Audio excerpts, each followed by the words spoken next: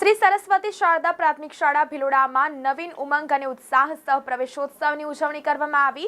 શાળા પરિવારે શાળાના બાળકો સહ બેન્ડ નગારા સાથે બેટી બચાવો બેટી પઢાવો શિક્ષણ સૌનો અધિકાર તેવા હર્ષોલ્લાસના નાદ સાથે પ્રભાત ફેરીનું આયોજન કર્યું હતું। શાળામાં નવીન ઉર્જા સાથે પ્રવેશ લીધેલા નાના ભૂલકાઓને ગામના અગ્રણીઓ સમાજસેવક આદરણીય રામસિંહભાઈ ઓડે સ્કૂલ બેગ આપી બાળકોને શાળાએ આવવા પ્રોત્સાહિત કર્યા હતા।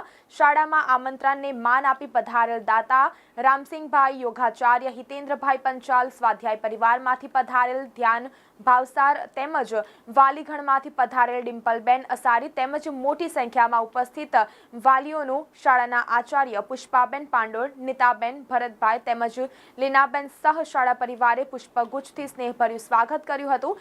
આવેલ મહેમાનોએ દીપ પ્રાગટ્ય કરી બાળકોને કંકુ તિલકની સાથે મોં મીઠું કરાવી શાળા પ્રવેશોત્સવનો પ્રારંભ કર્યો હતો।